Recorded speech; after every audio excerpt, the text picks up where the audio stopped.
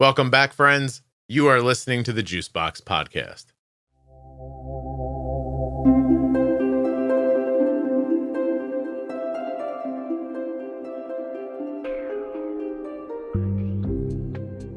Hello, I'm Steph. I'm 37. I live in the UK.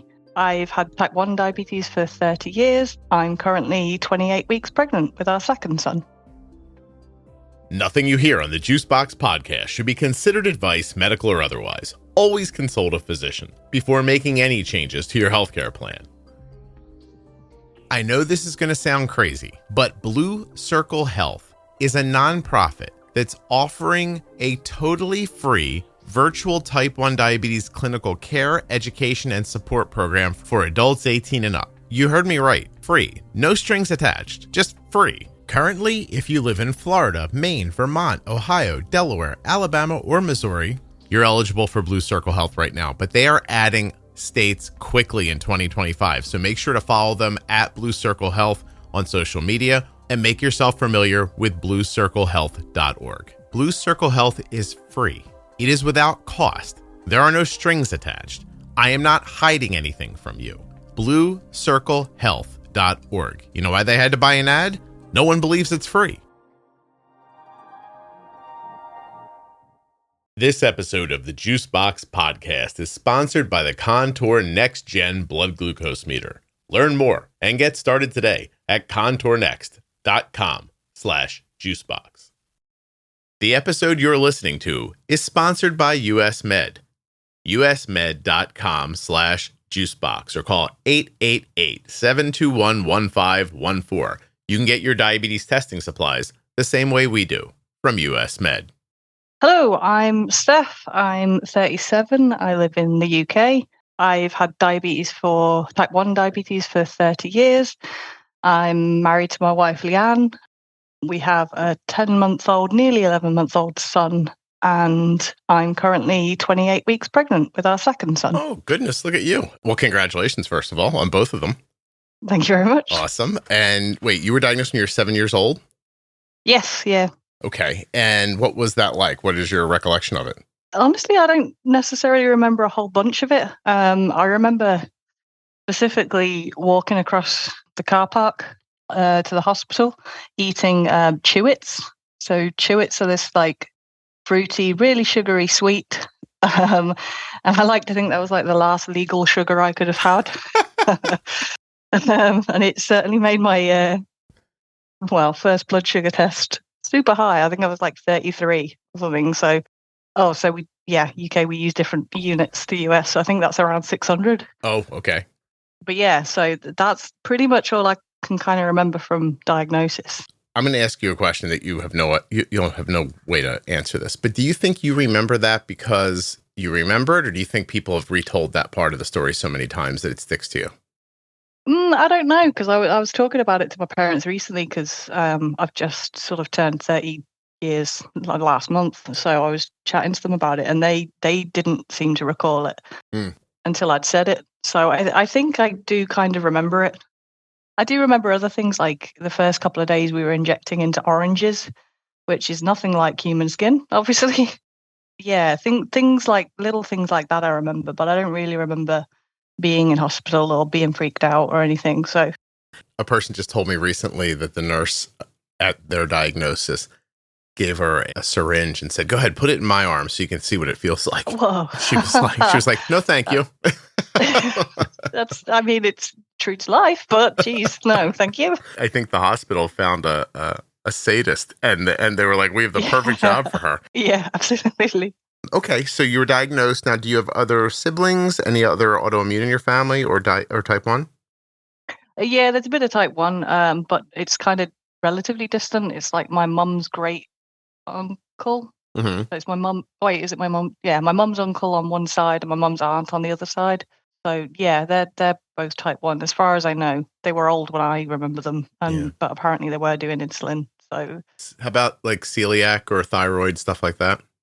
No, so there's a bit of thyroid as well in my mum's family. I think my mum, her sister, and 2 brothers, and my grandmother as well. Mm-hmm. There's some undiagnosed, maybe rheumatoid arthritis and I think maybe my grandma had, I think it's myelofibrosis, which I think can be autoimmune. Okay. So there's a little bit around there. Not a lot, though. I'm just used to very translucent Caucasians that don't do well in the sun. Usually have more of that going on when I'm interviewing. Right. Well, we don't have a lot of sun here, really. No, I know they don't let you have the sun there. No. So the Queen took your candy, and then what does diabetes look like 30 years ago in the UK, or do you even remember? Yeah, well, so I started on, and it was cloudy and clear insulin. Mm-hmm. I don't exactly remember, but that must have been short acting and long acting, right? My parents seemed to think it was pig insulin, but that would have been like 94. So I'm not going to not believe them. I'm not entirely sure. So yeah, that was manually drawn up into one of those syringes, right? With the, looking back, pretty big needle, from what I was told, and I don't really remember this very much, but I was injecting myself from pretty much day one. My parents would mix the dose together, and then I'd inject it. I think it was probably, I remember isophane being one of the insulins, maybe, but I think that may be NPH. Yeah. And maybe Humulin. Okay. So, but either way, it was clear and cloudy. Mm-hmm. And you used to have to mix them together. But then your parents were like, "Here, you're 7. You're old enough to do this." Well, I think I was just super stubborn, or like, give me that, I'll do it, sort of thing. Which it kind of tracks. oh, that's held up throughout your life? Yeah, I'd say so. Yeah. Okay, gotcha. Help me out when something's actually fallen on me. I'll try until then. Unless a car is on top of me, Scott, I really prefer to try on my own, if you don't mind. Yeah. Okay. All right. So we'll call you stubborn. And then, but it works for you, right? Yeah. Pretty much. It's gotten me to knowing how to control my diabetes, I suppose. Well, talk about that, because, at some point you get off of that cloudy and that clear, right? And you move to a faster acting insulin. Do you remember about how old you were when you made the transition? Yeah, I think it was somewhere around, so the back end of primary school. So I would have been maybe 9 or 10. Okay. Pretty soon then. Yeah. And I think then that was when the first, I think there were reusable pens were around. Mm-hmm. I think I vaguely remember having one with dinosaur stickers on it. Nice. Which sounds quite fun. So yeah, that would have been around 9 or 10, but there wasn't really any. Go on, sorry. Okay. How long did you use injections? So I only switched to a pump 2 years ago. Ooh. So yeah. 28 years? Yeah. What's the process there? Is it just that like things are going so well and this is what I'm accustomed to? Or like a lady I interviewed the other day who told me 100%, not joking around, that she was always concerned, and these are her words, that China would take control of her pump and give her too much insulin. Oh, fine. If that's fair enough, if it's going to scare you, but no, I'm not. We joked about it for a while. I said, I'm trying to imagine someone in China going, "Hey, Tanya in Ohio? Let's get her." Yeah. You'd take some, real commitment to try and track down individuals for that reason. Yeah. But my point was that she was scared of technology, and sometimes it's just because people are doing great. But what was your reasoning for switching, and why did it take as long as it took? I think it was just the way it was done, for one thing. And one of my friends was on a pump and he had tubes, and I couldn't be asked with tubes. I'm clumsy, for one thing, and I just couldn't stick the idea of having a tube hanging off me the whole time. Mm-hmm. So I just didn't really give it any thought. Like diabetic nurses and everything didn't really ever ask me about it. Just didn't know. And then I started listening to the Juicebox podcast and learned about Omnipod, about that they're tubeless and brilliant. And that got me to change my mind pretty much. I started to look into them, listen to the podcast more, and felt like it was a smart move. Okay. And so it feels like what you're saying is that I'm the reason you changed to a pump.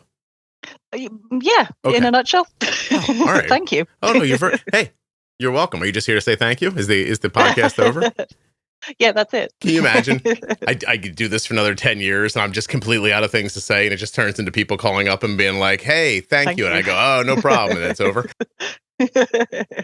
Do you have context for what about what was said or shared or what you heard that made you go, "I will try this"? The Contour NextGen blood glucose meter. is sponsoring this episode of the Juicebox Podcast, and it's entirely possible that it is less expensive in cash than you're paying right now for your meter through your insurance company. That's right. If you go to my link, contournext.com/juicebox, you're going to find links to Walmart, Amazon, Walgreens, CVS, Rite Aid, Kroger, and Meijer. You could be paying more right now through your insurance for your test strips and meter than you would pay through my link for the Contour NextGen and Contour Next test strips in cash. What am I saying? My link may be cheaper out of your pocket than you're paying right now, even with your insurance. And I don't know what meter you have right now. I can't say that. But what I can say for sure is that the Contour NextGen meter is accurate. It is reliable, and it is the meter that we've been using for years. contournext.com/juicebox. And if you already have a Contour meter and you're buying test strips, doing so through the Juicebox Podcast link will help to support the show. You've probably heard me talk about US Med and how simple it is to reorder with US Med using their email system. But did you know that if you don't see the email and you're set up for this, you have to set it up. They don't just randomly call you, but I'm set up to be called if I don't respond to the email because I don't trust myself 100%. So one time I didn't respond to the email and the phone rings at the house. It's like, ring, you know how it works. And I picked it up. I was like, hello. And it was just the recording. It was like, US Med. Doesn't actually sound like that, but you know what I'm saying. It said, hey, I don't remember exactly what it says, but it's basically like, hey, your order's ready. You want us to send it? Push this button if you want us to send it. Or if you'd like to wait, I think it lets you put it off like a couple of weeks or push this button for that. That's pretty much it. I pushed the button to send it. And a few days later, box right at my door.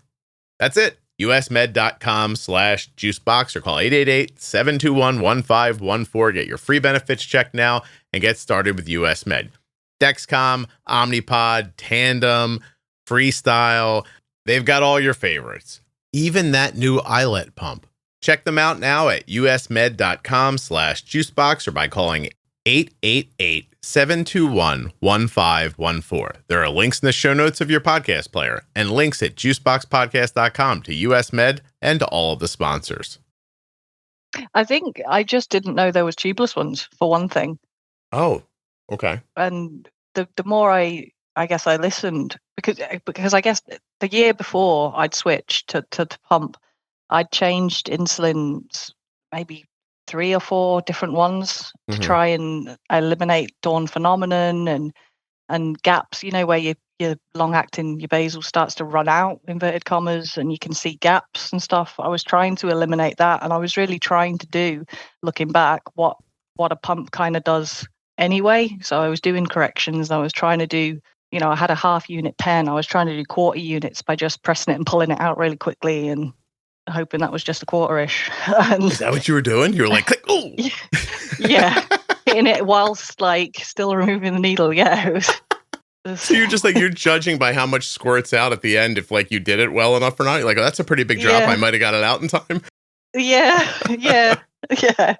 So yeah, that was kind of it really. But I couldn't get I couldn't get the control I wanted then out of just pens and insulin that way. So okay. Yeah, I think and I guess before that, the year before, I'd got on a CGM for the first time. So I only got one of those in about 2019, 2018. No, it must be 2018, 2019. Okay. Which was self-funded for a good while. And that really showed me where the gaps were coming in and where the peaks were and where I was really crappy overnight. And, the morning, that dawn phenomenon, why the hell am I raising? I've just put my foot on the floor. What's going on? All those sorts of things. So it really opened my eyes to being like, I can be a lot better than this. Yeah. And then, tubeless pump was the way to go. Okay. All right. Excellent. Well, I'm glad to hear that. Now, the 28 years in between, what were your outcomes like? What were your goals? What blood sugars were you shooting for? What did you consider a spike? Tell me about your care. Yeah, I don't really have my A1C results back further than say 2015. So I don't have anything through uni at all. And to be honest, I'm not sure whether all the drinking I did at uni made me forget everything, but I don't really remember a whole hell of a lot. Okay.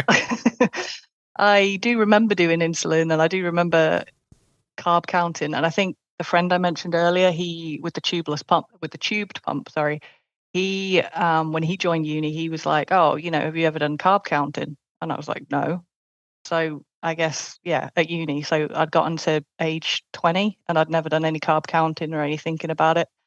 I'd just done, I think, 6 units, say, for dinner and 6 for lunch. So you get like cloudy clear at 7 years old, but at 9 you've got a faster acting insulin.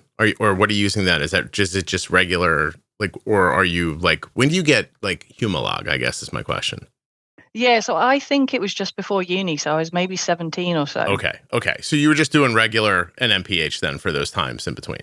Yeah, and then it was Nova Rapid and I think Lantus maybe. But when you're saying then is that when you were given that, you weren't also given direction on how to use it? No, not necessarily. I definitely was able to do corrections because I remember, getting to say, I don't know, 14 or so, and I don't know what that is off the top of my head. I think that's maybe 250 and being like, I can correct for this now.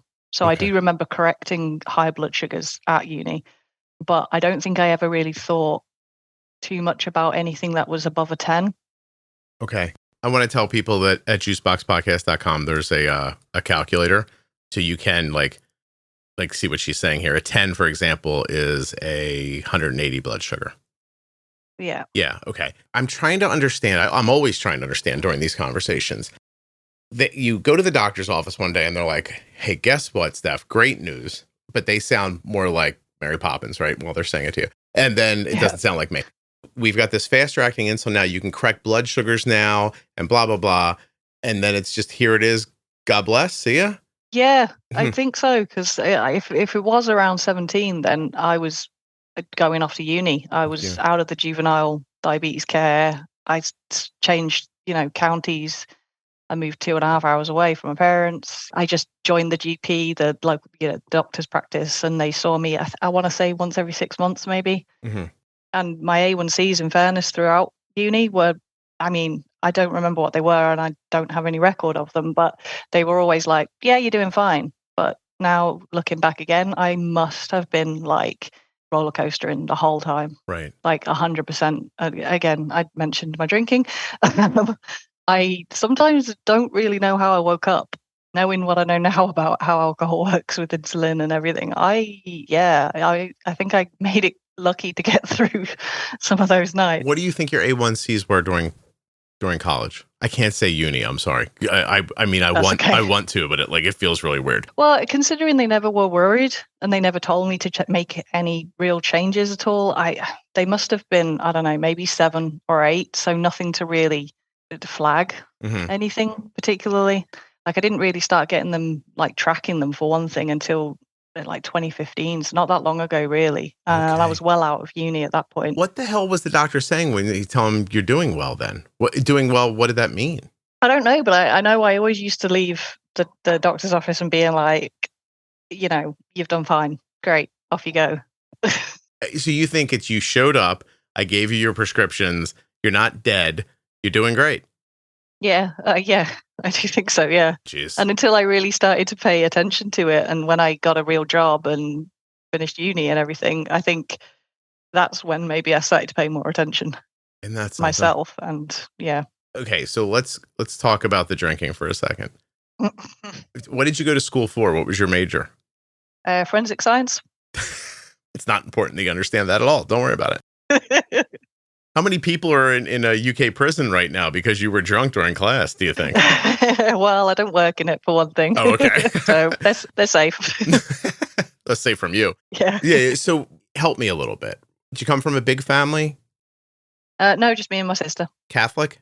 No. Nothing. You weren't like particularly held down by like rules or anything like that as a child? Like, why do you go off and just like say like, I wonder how much alcohol I can get in my face? I think I turned 18 in July and we start uni in September. So I had quite a baby face at the time. So I wasn't able to go out with my friends, illegally when they turned 18 or before me. We can drink at 18 here. Mm-hmm. And I think I just went for it. Just really liked being drunk and went for it. Can you tell me why? I'm not trying to make you feel bad. I'm interested in your answer. Like, because like the regular answer going to be back from is somebody's they're going to say like, oh, it's an escape from something. Did you feel like you were escaping from something? No, I think it was just fun. Okay. It was just fun to feel it's out of control, but it's not quite out of control, I suppose. Although, there were get carried home by your friends nights for sure. It was fun. It was a lot of fun to feel free, I suppose. Other drugs? Probably what it was. No, not at uni particularly. Maybe a bit of weed, but I wasn't really around it that much, so I just didn't have the opportunity, I suppose. Mm-hmm. Okay. All right. Do you still drink as an adult?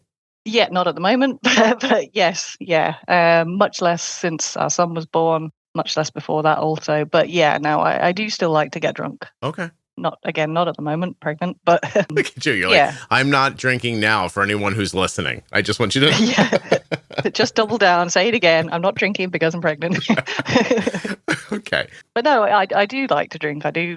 Yeah. Oh, fair enough. I'm just like, for people listening, I'm trying to make sure I've got the story laid out for them. So you were not considering your diabetes while you were at school.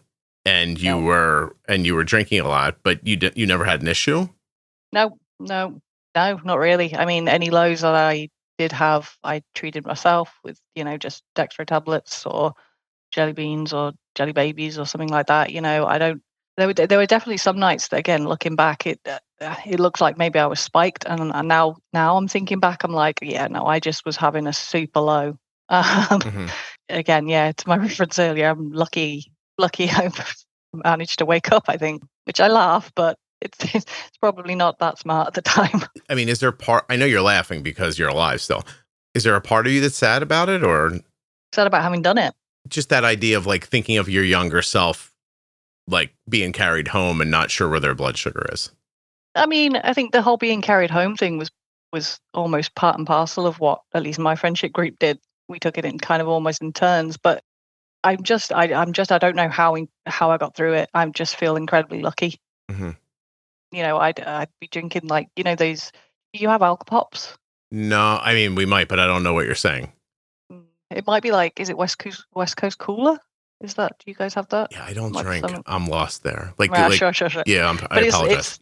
They say on the back of the bottle, they come in like glass bottles or plastic bottles, and they're really sugary and sweet and flavorful, and they're about, 5% alcohol. And they say on the back, don't drink if you're diabetic, basically. It just says that. It's It says on the back, Stephanie, this is you. Don't do this. Yeah, next to the little pregnant lady sign, there was a don't drink if you're diabetic comment. I was drinking a lot of those, for one thing. I like pints of, beer, so everything that was carby and bad. So I must have spiked like crazy during that time, and then absolutely tanked overnight, because I'd wake up in the morning and be a perfectly decent, beautiful 5 blood sugar, which is like 90. Mm-hmm. So I'd wake up, test, and be like, great, carry on with my day. Hey, I'm alive. Let's go. Well, in fairness, you learned that from your doctors.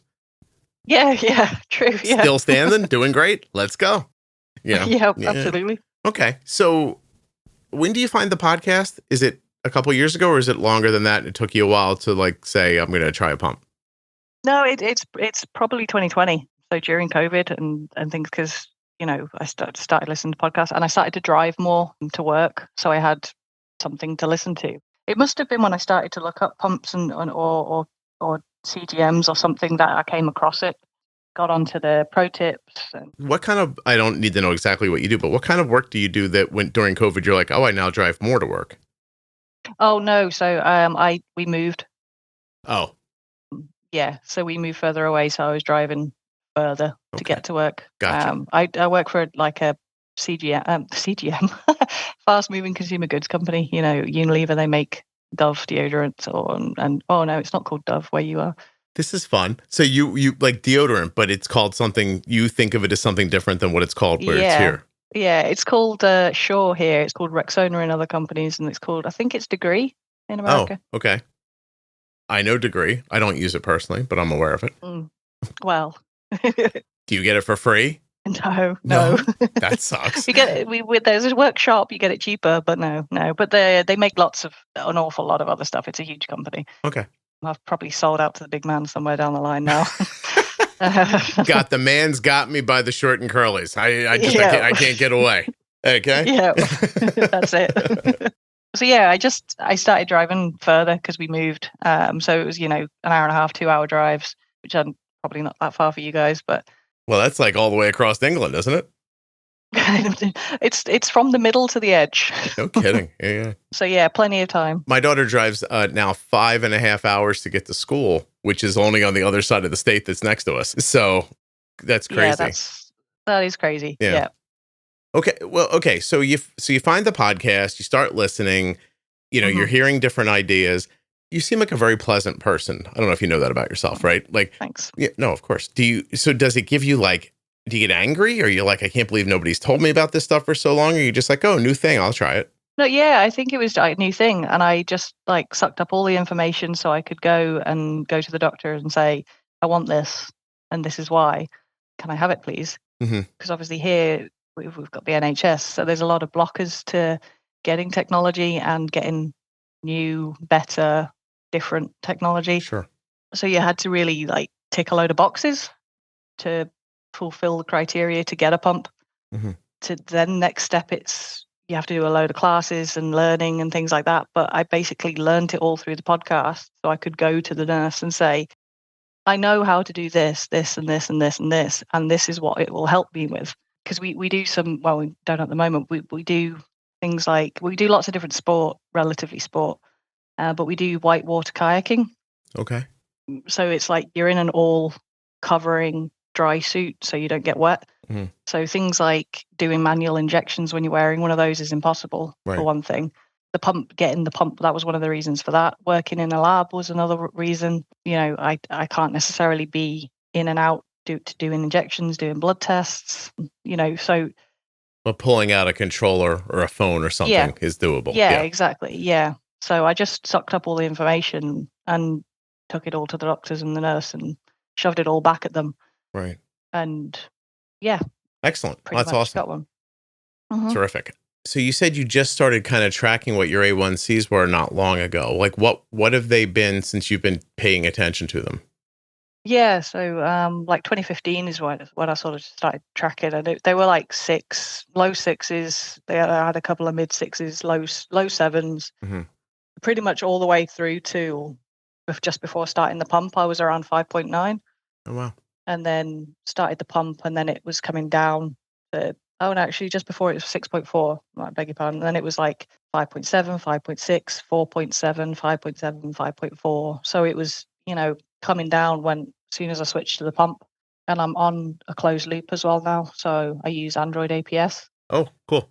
Yeah. So it dropped from 5.7 where it was hovering down to 5.4 when I started that. Learning about carb counting in college then was a big deal for you.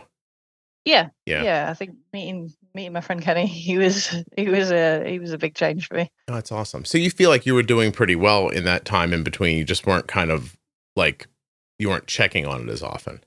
Yeah. And I think maybe having that other diabetic literally in kind of the room next door made you a little more self-aware. You know why? Do you have any insight? I think somebody to talk to about it who actually got it, I guess, and bounce ideas off and be like, oh, have you ever had this? Oh, try this. That kind of stuff, I suppose. Right. Yeah, makes sense. When do you start thinking about having kids? So if I heard right, because in the beginning, it always takes a minute to adjust to accents. So I'm pretty sure I heard that you're gay and that you're married to a lady and that you have a baby, but that you're pregnant. So IVF, yes. I'm guessing?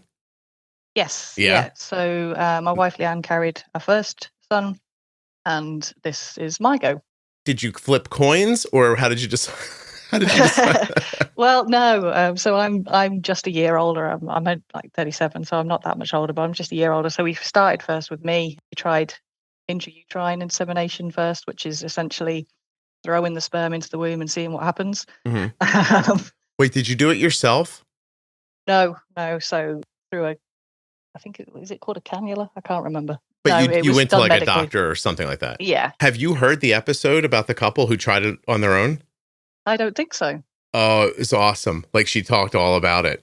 And anyway, it was, I can't go over the whole thing. It was one of my most delightful conversations, I feel like. Okay. Yeah, but her and her partner were they were they had a friend donate, and they were like just tried it together. Oh, And I was like, oh, no kidding. So it was just a very like somehow heartwarming and amusing story at the same time. But lovely. yeah, it was really nice actually. So you rock, paper, scissors. She gets to go first, and then you decide. Is the plan always to have two, and you're going to do it the way you're doing it here, or were you like, let's get one and see how it goes? Yeah, no. Well, I mean, maybe there's always that, isn't there? Yeah.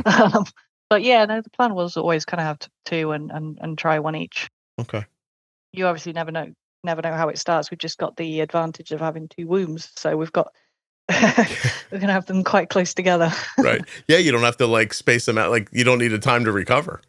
No, exactly. It's awesome. She doesn't have diabetes, right? No. So was that part of the initial decision? No. It was literally just to try me first. And the first 3 tries of IUI didn't work, and I had to have a fibroid removed. Oh, okay. So in waiting for that, we didn't know how long we'd have to wait for the appointment, the operation, the recovery. So we just decided, oh well, sure, let's go and see how your womb's looking. She's like, I'll take care of this. Right. But I'm imagining there was a sadness there, right? Yeah, I think it was a little bit. Yeah, it was probably just like, right, we'll get this fibroid removed and then we'll see how we go. But okay, yeah, maybe there was, but at the same time, we wanted kids whichever way. So that's the ultimate goal, really. Awesome. And then now, did you have to have a bunch of treatments, and like, what's that like? What's IVF like with type 1? Yeah, so it's no different other than. Yeah, so all the drugs and everything are the same. The one difference is that the fertility company wanted a letter from the diabetic consultant to say it was okay to go ahead with a pregnancy, which still annoys me, to be honest, because you wouldn't be able to stop a heterosexual couple trying. So why would you need a letter for me? If someone came in there without diabetes and said, we've got this sperm, I need you to put it in my lady over here and let's make a baby, they wouldn't say, what's your blood sugar? No. Right. And that person, by the way, could be walking around with pre-diabetes and nobody would know. Yeah. Interesting. But they made you prove what was the proof that they were looking for, or was it just a doctor to like take them off the hook? I think so, probably, yeah. But it was just that the control was good enough, essentially. Okay. And you were doing great already. Yeah. Because we'd been trying the IUI beforehand, so I'd been cracking down kind of even more so before that. Mm-hmm. Okay. And you were a pump? You're wearing a pump during the pregnancy now? Yes, I am, yeah. Omnipod manual or like the Dash, or using Omnipod 5? No, the Dash, and then, Android APS. Okay. Oh, yeah, I'm sorry. Dexcom. Right. No, that's cool. Yeah, and so Dexcom G7? 6. 6. Do they have the 7 there yet? I've not seen any around, and I've not heard of anyone in our like little WhatsApp groups having it yet. No. Okay. There is talk of it, but I don't know anyone actually using it. I'm going to make a left turn here. How do those WhatsApp groups work out? Everybody always tells me, oh, I'm in a diabetes WhatsApp group. I hear it all the time. Like, is it a few people? Are they local to each other? How do you guys talk to each other? What's it for? Well, I mean, I guess it's like-minded people or like living people. It's just we throw questions. I think there's about 20 oh sorry, I touched the mic. 20, 25 people. Okay. They're actually not local to me. Well, relatively local. They're in like Sheffield and I'm in Yorkshire. It's maybe 2 hours drive away. Mm-hmm. But we just throw stuff out at each other like, oh, hey, I don't know how to do this. I've got a problem with this on my pump. I've got a problem with this MDI. Any ideas how I can, I'm ill today. Any idea what the sick day rules are? Are people kind to each other? Do you ever have problems with what they call assholes? No, not really. At least not on this group. No. Because the reason I ask is because I've been approached a lot of times, and people are like, Scott, you should start a Juicebox Podcast WhatsApp group. And I'm always like, oh, that feels like more for me to do. But so like, how do you get into it? Can anybody get into it? Do you have to have the link to get in? Is it moderated? Not moderated. You do have to have the link to get in. But I did a Daphne course. So it's a dose. So I did one of those. Said I was going to get, trying to get pregnant. And one of the ladies on that said, oh, I know a lady that's been pregnant before, or a few ladies. She has a WhatsApp group, and passed me on to her. The lady added me to the group, and Yeah, they meet regularly. Actually, I don't because I'm that bit further away, but they meet quite regularly. And it's just, I think, a nice place to be around people that are the same. I'm inclined to get behind it, but because the group experts that are in my Facebook, are you in my Facebook group? Yeah. Yeah. Okay. So there's some lovely people that donate their time to just kind of look after the group and, flag things that look like they're going wrong so I can see them and, help people with like, oh, you should try this episode of the podcast. They're really, really great people. But they all have a chat together so that they can kind of like, stay connected. And I've been told by more than one of those people that it's turned into like a lovely little community just for them. Yeah. Yeah. Oh, gosh. Yeah. Do I have to do this? Like, what would I do? I just start it and then I'd be like, here, don't kill each other. Like when you give your kids a BB gun. Is that what I would do? Maybe. Yeah. I think you're not allowed enough. You wouldn't be allowed enough people in the group. I think there's a limit to how many people are in the group. So oh, really? I don't think so I don't think you'd have enough. Oh, yeah. My thing's pretty big. Okay. I'll look into that. IVF, not much different. It's not different as far as the drugs you get. So did they impact you or like your blood sugars? Is there anything special to do to do IVF with insulin? No. So I thought there would be. I thought they would start impacting me because one of the things you have to take after you've had embryo transfer is progesterone. So I thought that would probably be like a little hidden blood sugar booster. It did eventually, but no, the drugs themselves. So you've got like a stimulation drug, which stimulates more follicles to grow containing more eggs or containing one egg, but more follicles containing an egg. And then and that didn't seem to have any effect on me whatsoever. Mm-hmm. Then you have, I think 5 days after you start taking that, you have one to stop you ovulating. Because if you imagine you're growing loads of eggs in there and they're growing nice and well, and then you just ovulate them all out, that would be a nightmare. Hey, we've got all that. Oh, where'd they go? Oh, come on. Exactly. Yeah. Or if you happen to be in a straight couple and decided to have some fun, you wouldn't want all of those fertilized at the same time. Right. That would not be good. Like Night of the Living Dead with babies. Just like yeah. I gotcha. That wouldn't end well. Yeah, right. So yeah, you're on those 2 injections, and again, neither of those seem to have any impact on me whatsoever, which was great. You then sort of get to the point where they're ready to collect all the eggs, and you have a trigger injection to do, which triggers ovulation. Mm-hmm. That didn't affect me either. And then 36 hours after that, they collect your eggs.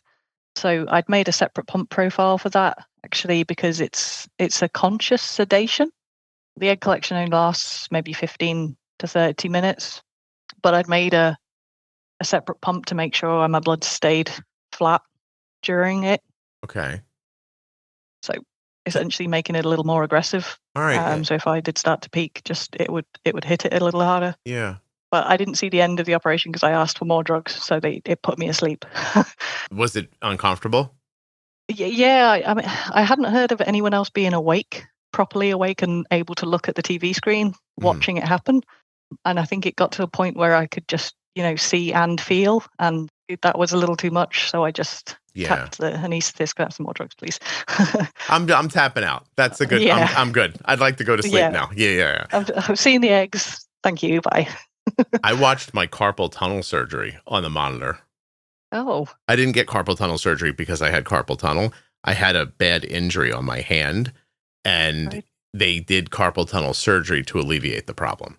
So, but I got to watch it. I was fascinated by it. So they just blocked, like I just couldn't feel from my shoulder to the tips of my fingers. Yeah. But you were like, no, it's okay. I'm good. Well, I'd seen enough. Yeah. That's it. I have a memory. I'm going to go now. Yeah, exactly. How many times did you have to do IVF before you were, like the insemination before you were pregnant? Yeah, fortunately just once. Oh.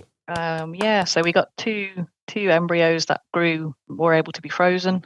So we did the egg collection in January and we went for transfer in April. Because if we'd have done it fresh, we would have had Irish twins. They would have been less than 12 months apart. So we didn't want to do that. Yeah, it was first go, which was very fortunate. Awesome. Well, good for you. Do you think you'll use the other egg one day or no? We think we're good with 2. I gotta tell you, keep it's very saying, expensive. we've still got another one, but I think we're good with 2. Yeah, I have to be honest with you. I was talking to a guy yesterday. He was like 1 of 7, and I'm like, oh my god. Yeah, I don't understand many things about how more than 3 like how to survive. manage all those kids. Like, Yeah, or are you wearing the same sweatshirt you were wearing 17 years ago because you can't afford another one? Like, exactly. How it would feel. Well, that's great. So, how far along are you? Are you far along enough to tell us? Yeah, so 28 weeks today, actually. Today? Mm-hmm. Awesome. Oh, you're getting So close. Yes, officially into the 3rd trimester. How about that? You got like 2 more months. I know, crazy. 9 more weeks left at work. Do we know what kind of human is in there, a boy or a girl? Yeah, we're having another boy. You're on the podcast today, Steph, to tell me that this little boy's name is going to be Scott. Is that right? We could maybe stretch your middle name. Oh, my middle name is terrible. You don't want my middle name, so you'd have to put Scott as the middle name. Scott okay. Exactly. Right. Well, all right, listen, if that happens, I just want you to know you'll be crowned the best listener. You get to come on once a year and talk about whatever you want. It doesn't matter. That's all. No, please, no pressure. I do have a puppy named after somebody now. Also, nice. Arden, somebody named a baby Arden because they heard the name on here. Yeah, it's not a name I've ever heard of until I started listening. Yeah, and then I told Arden, and she was like, "Oh, I wish that wouldn't have happened." So, yeah, it's fine that it is. Just don't tell me. Yeah. She's like, I don't know how I feel about that. Yeah. But seriously, congratulations. You don't need to name your baby after me, even though, I mean, it does sound like I am the reason why you're using an insulin pump. But yeah, it's probably not a big enough reason to name. Can you imagine, like, fast forward 20 years, you're 57 years old. You're at your kid's graduating from uni. See, I said it. Hey. And he looks at you and he goes, "Mom, I've never asked you, where'd you get my name Scott from?" And you've got to go, "Oh, I named you after a podcaster." Yeah. Well, do you know what, though? That might be very cool then. Maybe. I mean, I don't know. Like, once he gets in, he'll come back and listen to the podcast. Like, this is some old guy talking about diabetes. This is who I'm named after? And he's American on top of everything else. Yeah. I'm sure that'd be fine. Oh, that part's okay? I didn't know. Yeah. By the way, I looked while we were talking. You can have 2,000 people in a WhatsApp community. That's more than I thought. Yeah, it's not enough. But it would probably make it unruly if there were too many people in it to begin with, though. Yeah, I mean, to be fair, I don't even know whether people would read half the it would just blow by them, right? Mm-hmm. Yeah. Like, there's an argument to be made that you make like a Juicebox Omnipod community, a Juicebox Dexcom community, like do that, right? Maybe that's not I don't know. Or even like narrow it down further. Anyone on loop, anyone on the other kind of loops. Yeah, geez, that sounds horrifying to me. Does this cost money? Do I have to pay for this? No. You say no, but I don't know. There's also a business version of WhatsApp which would let me moderate it, and then I got to hire a moderator. Who's paying for that? Steph, are you? You want to pay for it? No. Isn't like your ads? Get ads for WhatsApp. Ads are paying my electric bill. You wanted to pay for this too? Yes, you're gonna have to keep going for a good few more years. I don't know how much more content you want me to make. I'm in this room recording podcasts night and day. Oh my gosh! What made you want to come on the podcast?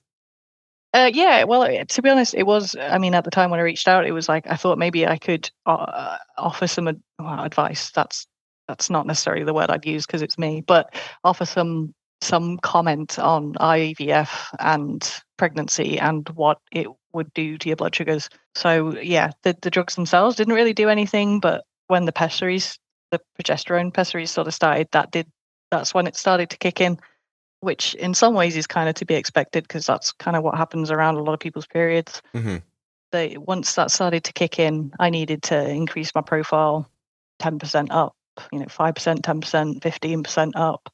Then I needed to start doing more bolus for meals, correcting after them more. So just all of those sorts of things started to kick in. And those progesterone pessaries last up until 12 weeks.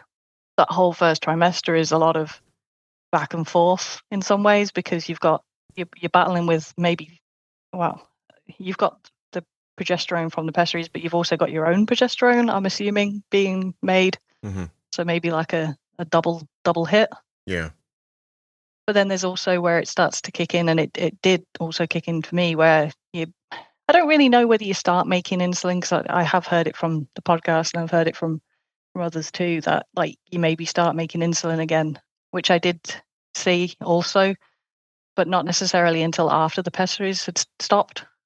So, well, hold on. What do you walk me through that? What are you saying? So they give you something and you feel like your insulin resistance or like your insulin needs went down, or because how would you know if you were making more insulin or not?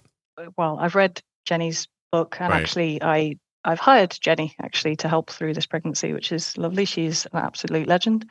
Mhm. Through her book and some of the podcast stuff I think I've listened to, you're either more sensitive, and it may be that, or you start, because your immune system backs off, you start making insulin again, maybe. That's okay. Which I didn't expect to happen, because I've had it, nearly 30 years now, and I didn't really expect anything to be left in the little pancreas there. But just kind of around the time when the progesterone pessary stopped, I just had absolutely massive sensitivity. I could eat, a huge ice cream and some jelly sweets and not need to do any insulin for it, which sounds on face value kind of fun, but you're constantly eating and feeding your lows. You don't really want to keep eating. So I think that's probably one of the things that would be maybe a little watch out. Once that progesterone's like, you stop taking those progesterone pessaries, then that might start to kick in. And it was quite quick. Yeah. So the theory is that your immune system, which is trained on your beta cells for reasons that, for whatever, who knows, are suddenly like, there's a baby in here. And then you hear a lot, right? Like a lot of pregnant women don't get sick usually.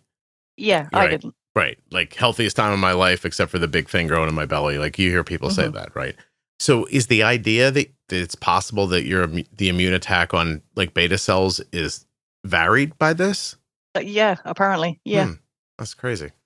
Okay. Yeah. And it was around like bolus majority of the time. It was, I'd have to I'd do my regular bolus, and then I'd do less the next day and less the next day, and I'd still be like fighting it. We went on holiday for a couple of weeks in June where I think I don't know how pregnant I was then.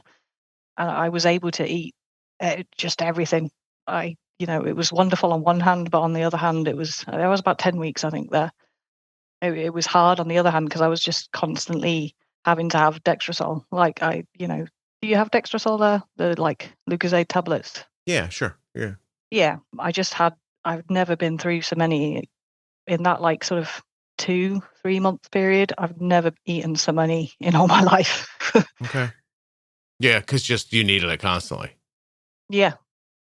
Listen, a tiny bit of Googling, I found an article that the conclusion of I'm not going to read you the abstract and all the other stuff, but the conclusion is, in summary, we have found that some C-peptide secretion, that is an indirect measurement, of course, of endogenous insulin production, is regained in women with type 1 diabetes during pregnancy, which might be attributed to elevated peripheral levels of PRL, PROK1, or GCG.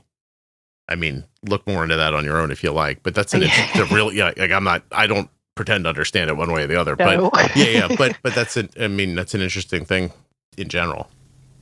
Yeah. And it definitely happened. Like I was, before pregnancy, I was maybe using 30-40 units a day. And by 12 units, by 12 weeks, I was something like 26 to 33 units a day. And I was eating more, Yeah. So it was pretty drastic, really. I think at one point it went down to, because of the APS system, you don't necessarily have a fixed basal rate because it can adjust it. I was down to something like 4 units of basal. Right. And, before it was, maybe 12. Okay. Boy, it's crazy. Yeah. It was huge, really. I mean, now it's completely different at 28 weeks. So I went from, say 24, 30 units. And I'm now at nearly, I think I don't know, let me just have a little look. I think I'm at something like, I don't even know. Yeah. A massive amount more. I think it's like over 100% more. So, which is, so I'm on about 55 units, say. So I've gone from 24-ish to 55. Right. Jeez. And most of that has been in the last 3 weeks or so. And then you're expecting that to kind of stay here till you deliver the placenta, right? Well, to be honest, I expect it will probably raise more again. I think you're supposed to plateau somewhere around maybe 36 weeks. You get a little bit of a leveling off. What are you able to keep your A1C at during the pregnancy? Yeah, so I'm like 5.3, 5.1. Yeah, look at you. That's awesome. Yeah, I mean, it's taken a lot of work. And like I say, I've got Jenny and integrated diabetes on board, which honestly, she's an absolute rock star. Yeah. We can't, the NHS here, God loves the NHS, seriously, but they don't have the capacity to give the kind of care me personally need, because I feel like and again, the podcast has done a lot for this for me, but I feel like I know too much that they can't actually help necessarily give me any advice. Right. There's still a ceiling above your knowledge and you need somebody else to help you with it. Yeah. And then that's where like Jenny swoops in and like. How often do you talk to her? Once a month, but okay. We have emails maybe once-ish a week. Okay. I actually just recorded with Jenny this afternoon already. Oh, yeah. Yeah. But what do you think she gives you? Like, I know her like set aside her knowledge, like she kind of knows how to react, but like, is she a sounding board, or is she someone who looks at you and says, let me see this, looks at your graph and goes, we're turning this up this much? I think both, depending where you are with your knowledge. I think she does both, because I know I've learned as these 28 weeks or 20 weeks I've been talking to her have gone on. I know I've learned, because I'll go back with a bit of an analysis of what I think I need to do. And she'll say, yeah, that sounds good, but do this and it'll be stronger. It'll be a bigger change. Yeah. And that's possibly a bit of fear, because I'll be changing my basal 0.2 or, small amounts, or my insulin sensitivity factor, I'll be changing 0.01.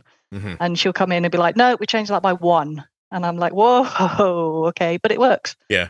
So yeah, she's just completely made it easy. Just she goes in, looks at your graph, looks at your profile, and says, change this at this time, this at this time, this at this time, right? And try it out. And it's been amazing. It's tough. I mean, it's got to be tough. I don't know if it's tough because I don't have diabetes, but it has to be tough to make big changes to insulin. It must be scary. Like, Arden came home for a long weekend last night, and we went to a restaurant when she got home. There with a bunch of her friends, and we're sitting there, and we ordered, and I'm looking at her and I'm thinking, is she gonna bolus?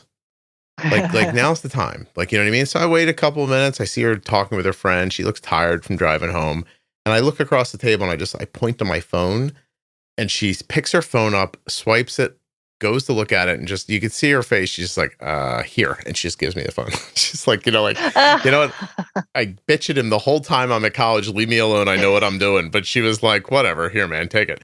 And so I made a bolus, and I mean, she's using Trio. So, you're using IAPS, like you get the vibe, right? So yeah, I'm like, there's some French fries along with what's on the table. I'm figuring like she's going to hit those fries. I actually entered in carbs and fat and a little bit of protein into the algorithm to give it all like this working. And she had like a little rise to 150 and came back down. And I thought, okay, I could have put more fat in. And I didn't, but still 150, like, you know what I mean? Like, she had like boneless chicken wings and like fries and some other stuff. Like, I thought that was awesome, Yeah. And then I look back at her from like, when she's at school, and I'm like, are you like pre-bolusing? And I know she's not. Like, you know what I mean? Like, I know she's just like, she's too busy and she's overwhelmed and she's at school and she's probably running around, sitting down and bolusing as she eats. And I think that's now listen, she's still going to keep an A1C in the mid 6s at college. Yeah. If you were here for a night, like we were having dinner, do you think you'd have the nerve to be like, here, Scott, just give it a whirl, or to somebody else? Like, if you were with Jenny for a night, Jenny, you would be like, here, take it, right? Oh yeah, take it forever. You imagine if that was her retirement job, like a really rich person with diabetes, like she just hung out with them and managed their diabetes for them. Yeah, I think that wouldn't be too far of a bad deal, really. Yeah. Can you imagine? One time somebody contacted me privately and offered me an obscene amount of money to come to their house for a week. For a week? Yeah, and teach them how to take care of their diabetes. Some consideration. All the people out there who like don't like me, I 100% immediately turned them down. And I said, keep your money and listen to the pro tip series. I basically think the same thing's going to happen for you. Yeah. And it was it was a lot of money. And I was like, that's nice, but no, thank you. Now listen, anybody listening who has a lot of money, you're still feel free to reach out, but yeah, times change. Yeah, no, I would probably end up just saying to you, that's very kind, but I would just try the pro tip series if I was you. Mm-hmm. Yeah. Plus, I don't want to be murdered in someone's home.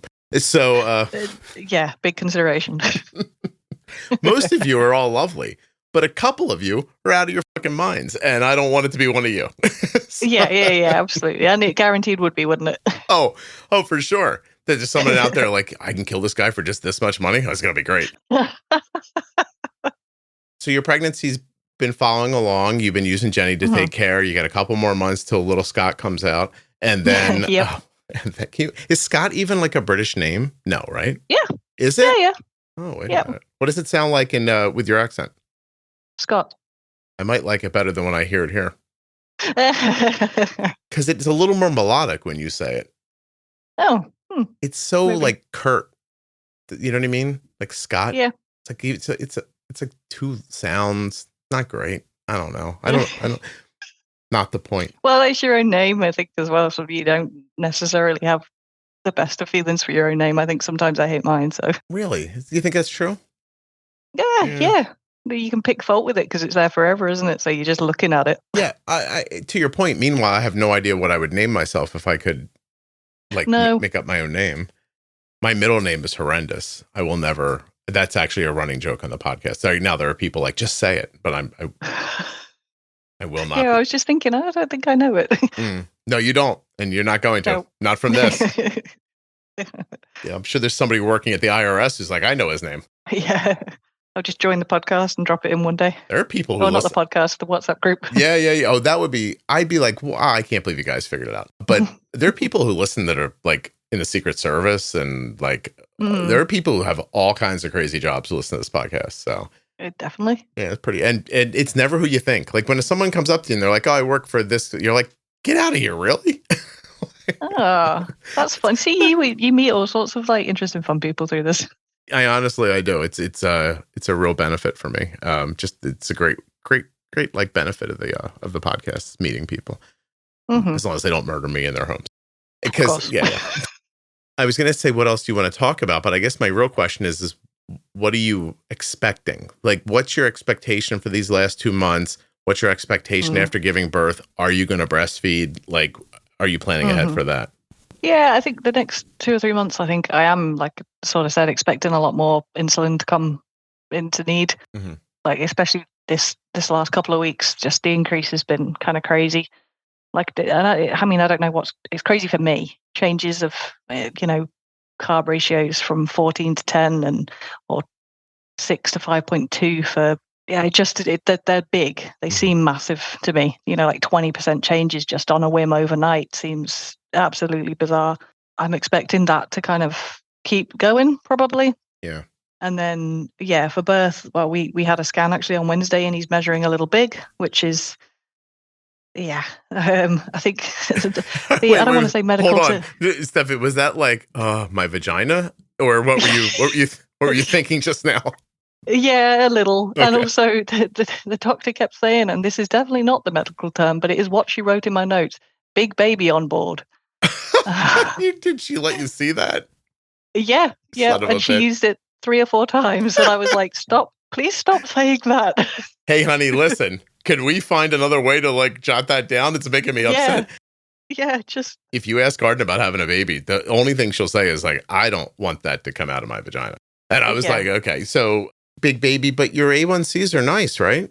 I know. Yeah, it's a bit confusing for sure. Well, not confusing because maybe it is the way it is, but I think the obstetric consultant was like, you need to get your diabetes under better control. And then I went over to the next room to the diabetic consultant. She was like, you're essentially like top diabetic I have under my care.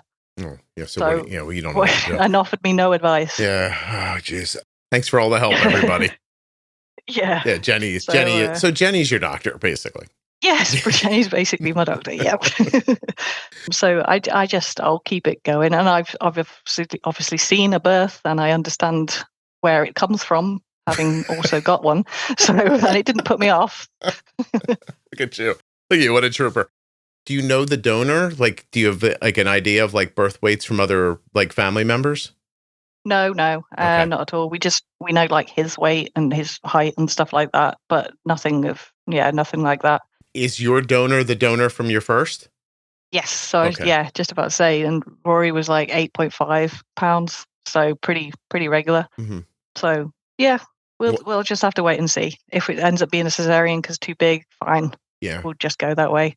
But yeah, breastfeeding, I'd like to do that. Hopefully that pans out. I know there's a lot of snacking involved around breastfeeding to keep your blood sugars up. So I'm quite looking forward to that now. I can't eat carbs in the way I used to be able to. Do you miss them? Be honest. You miss them more? You miss the alcohol more? What do you miss more? Probably the carbs. There's a telling statement from a lady who was like, they used to carry me home. I know. I've grown up so much. What food do you miss?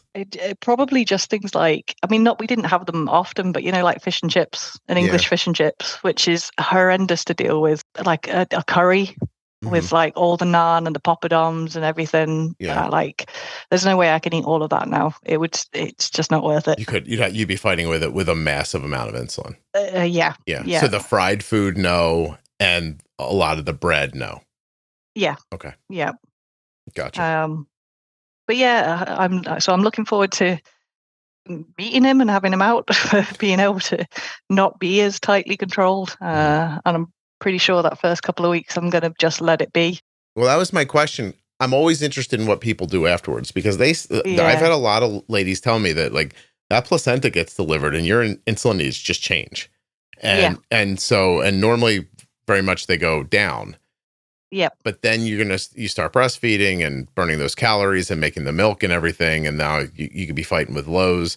And then what I most remember from the conversations is people telling me that it's like, look, I paid such close attention to it for all this time. Like and now the baby's here. You're paying attention to the baby and you're the easiest thing to give away when you don't have time, Yep.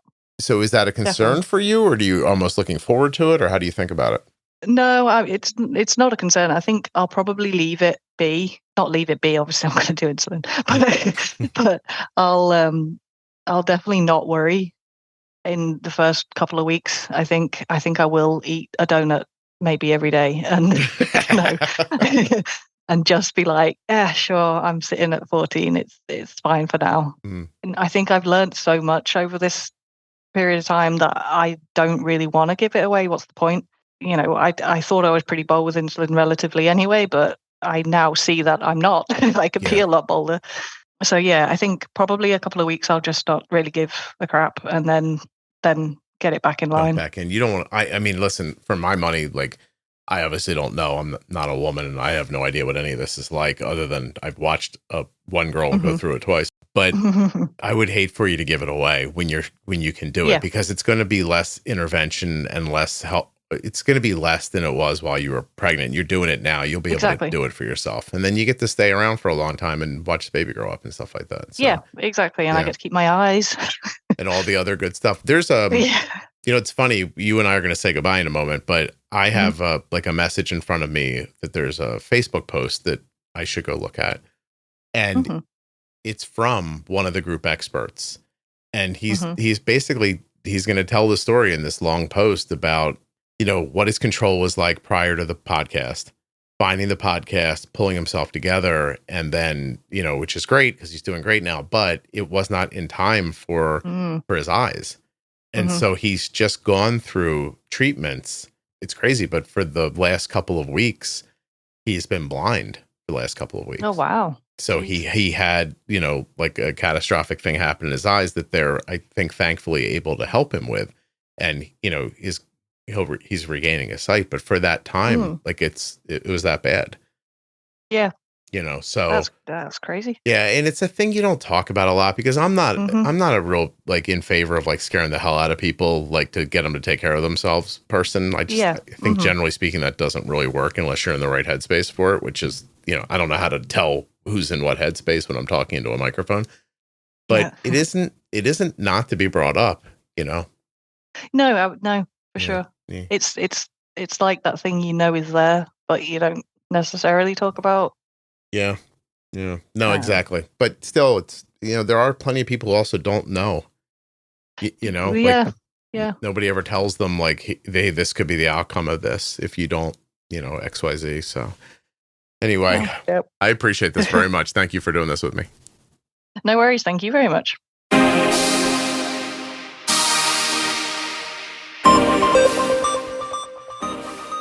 US Med sponsored this episode of the Juicebox Podcast. Check them out at usmed.com/juicebox or by calling 888-721-1514. Get your free benefits check and get started today with US Med. I'd like to thank the blood glucose meter that my daughter carries, the Contour NextGen blood glucose meter. Learn more and get started today at contournext.com/juicebox. And don't forget, you may be paying more through your insurance right now for the meter you have than you would pay for the Contour NextGen in cash. There are links in the show notes of the audio app you're listening in right now and links at juiceboxpodcast.com to Contour and all of the sponsors. I can't thank you enough for listening. Please make sure you're subscribed or following in your audio app. I'll be back tomorrow with another episode of the Juicebox Podcast. The Diabetes Variables series from the Juicebox Podcast goes over all the little things that affect your diabetes that you might not think about. From travel and exercise to hydration and even trampolines. Juiceboxpodcast.com. Go up in the menu and click on Diabetes Variables.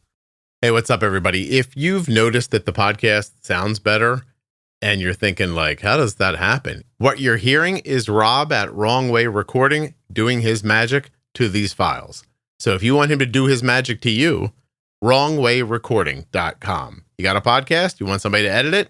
You want Rob.